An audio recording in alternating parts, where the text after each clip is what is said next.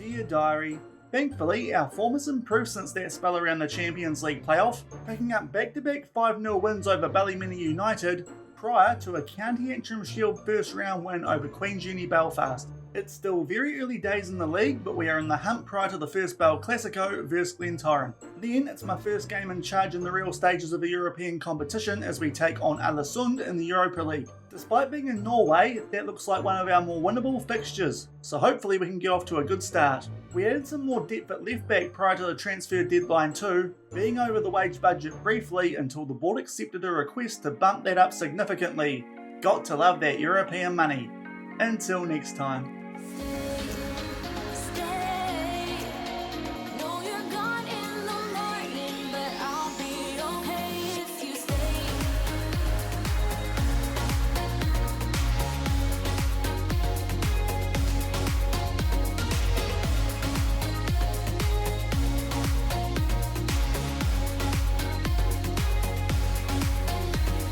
Hello everyone and welcome to episode 34 of FMOE here with Linfield on Shaun Does FM. I hope you are doing well and that you did have a good Christmas. I'm not too sure yet because I'm recording this on Christmas Eve, but coming up today, first up we take on Glentoran in the first Bel Classico of the league season here in 2025/26. Hopefully can keep ourselves towards the top end of the table off the back of that surprising loss against Cliftonville that we did suffer in the episode at the end of last week. And off the back of that, we play our first game in the league stage of the Europa League against Aalesund out of Norway. So if you are looking forward to today's episode, then do remember to go down below, leave a thumbs up on the video. And if you haven't done so already and are enjoying the series here on the channel, also remember to hit that subscribe button and turn that notification bell on as well. It is greatly appreciated, but as mentioned in the intro,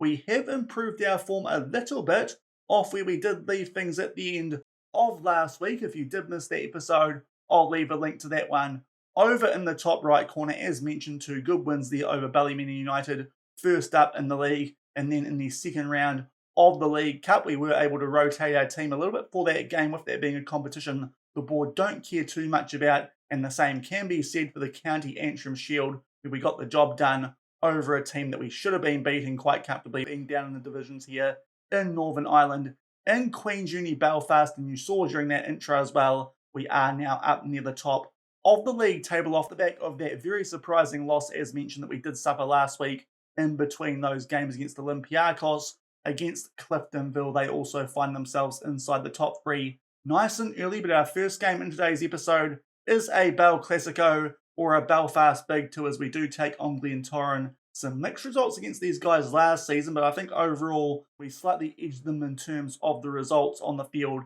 and also overall on the league table. We definitely got one over them there by lifting the league title. Hopefully we can do a job here, even though this one is at Bet McLean Oval, so it is a home game for Glentoran. And then off the back of that, we do start our European campaign in the Europa League proper, and we take on Aalesund out of Norway. They are a 2.5-star reputation club. We have beaten teams like that in qualifying in the Champions League this season, most notably Breidablik in the first qualifying round. So it does actually look like this could be, in theory, a quite winnable game for us, even though it is away from home. So hopefully we get off to a good start in this interesting looking Europa League competition. We've gone forward enough in the save now that the new UEFA competition rules have come into effect.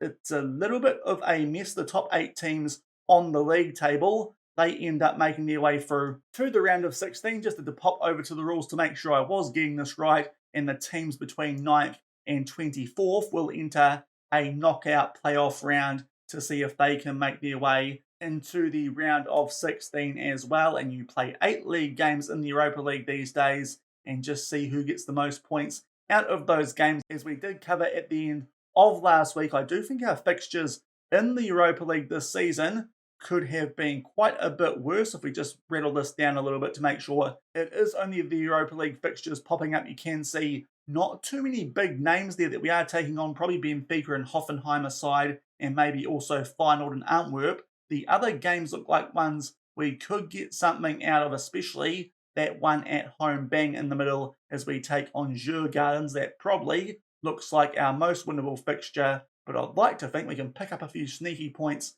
in the Europa League campaign and maybe, just maybe, make our way into that top 24 and see what we can do from there. But already, it's been a pretty good season for us here at Linfield, getting a lot of money into the club off the back of qualifying for the Europa League. And as mentioned in the intro, we did make the most of that a little bit with our new left back. I just thought we could use a little bit of extra quality in that position with both Niall Quinn and Charlie Sayers only being okay. So we signed Niall Huggins. He was a free agent formerly of Leeds United and Huddersfield in England, 24 years old from Wales. He looks like a pretty decent left back, so we brought him in, can also cover the right-hand side. The problem, when we signed him, he put us over the wage budget, so I did go to the board and ask if we could get that bumped up, and thankfully, they agreed off the back of qualifying for the Europa League, and now we've actually got quite a bit of transfer and wage budget that we can work with in the January transfer window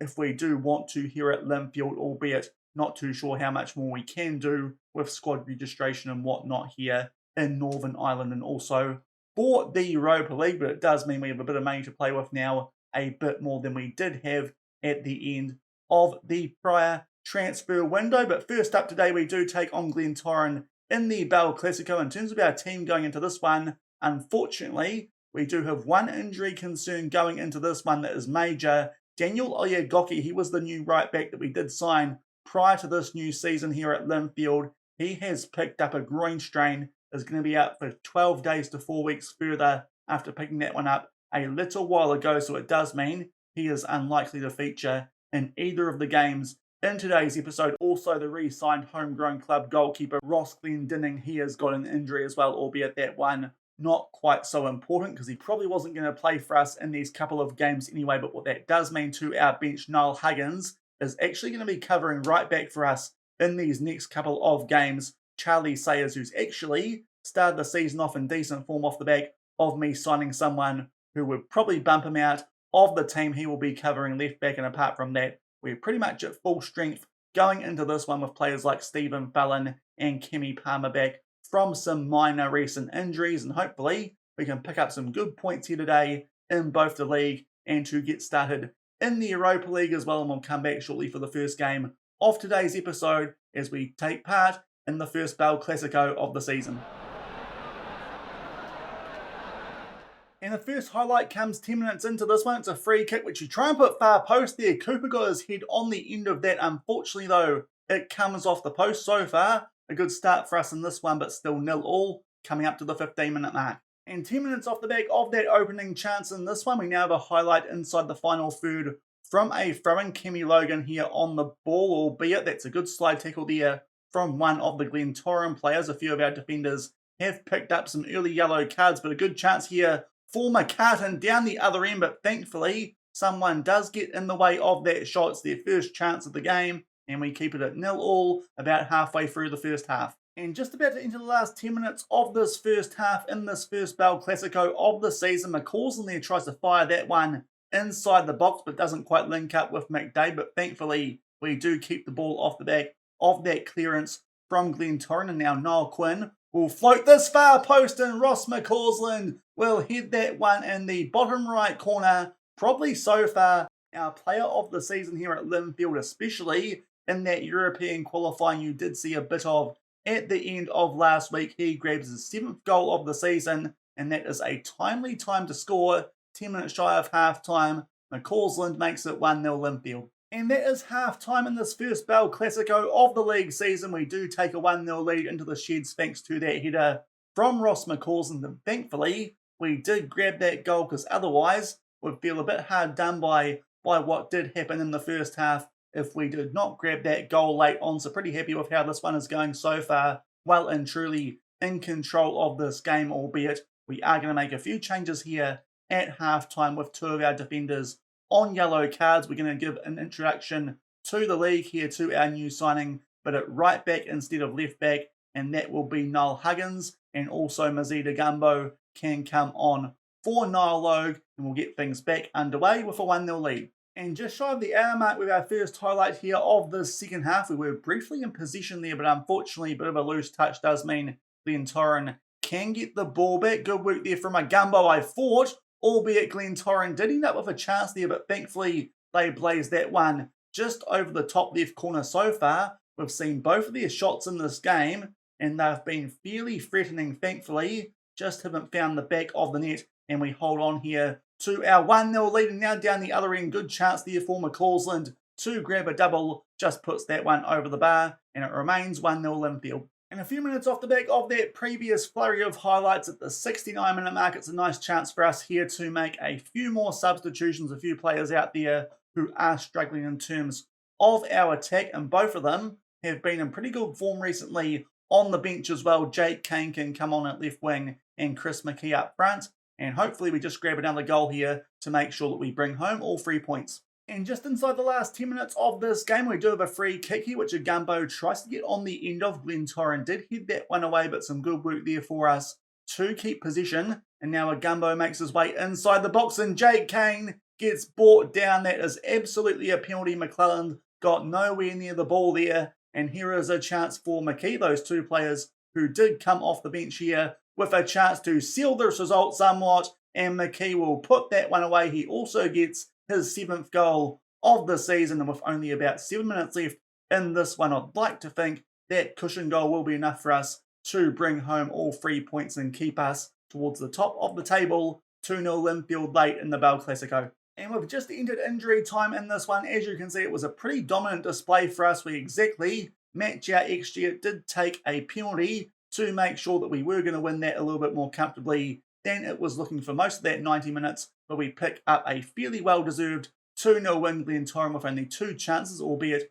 we did see both of them, but thankfully neither did find the back of the net.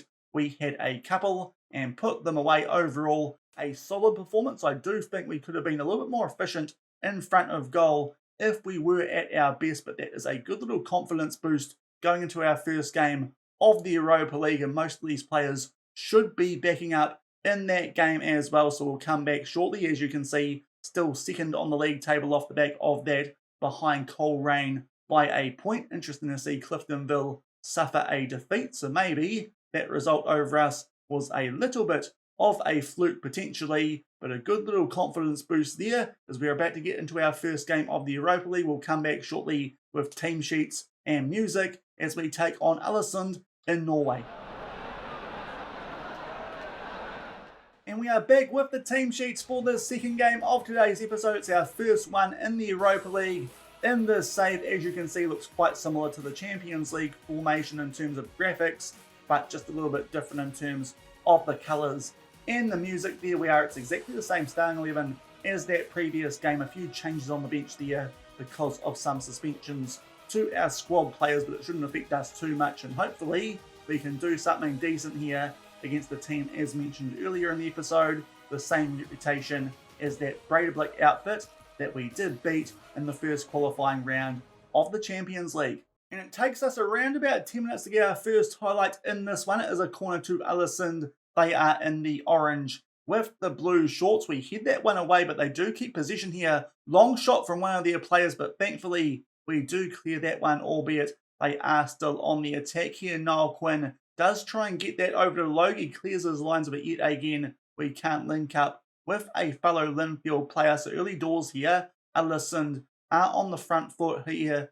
in this home game. No doubt they'll think this is a game they should be picking up points in, and what a strike that is from Mamadou Diallo, and they make it 1-0 there in the first highlight of the game. And to be fair, there's no stopping that shot. I think that is a wonderful curved effort. Just stands up his man there and curves that one just inside that far post, and we go 1-0 down early.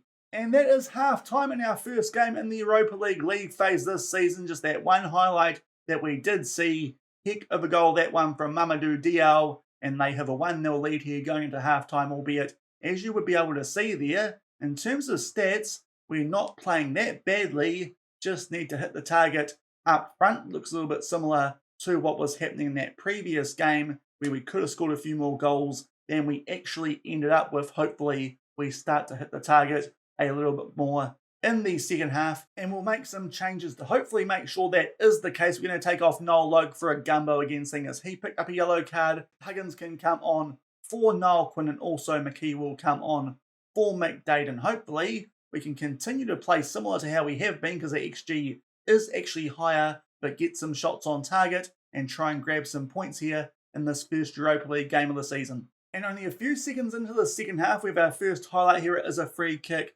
to our Norwegian opposition. We try and clear that one, albeit straight back out to one of the Norwegian outfits players, but then they try and loop one into the box. It is somewhat blocked, and Johns does come out and claim that. He pumps this deep, and we do get it back there through Chris Shields, and now Cooper finds some space here down the left-hand side. Nice ball there for McKee. Big chance that one, but he misses the target, and we are still 1-0 down. And just about to enter the last 20 minutes of this one so far, just those two highlights in this one, a good chance for either team. Unfortunately, we missed ours, but Stephen Fallon is struggling out there. Jake Kane, as mentioned earlier, in quite good form at the moment, so we'll bring him on and switch Joel Cooper out to the right wing and see if that can help us grab an equaliser here in these last 20 minutes. And we're just about to enter the last 5 minutes of this game. We're going to make one more change in this one. I'm going to try out the young right winger and Stephen Trainer in place of Joel Cooper, a bit more of a natural position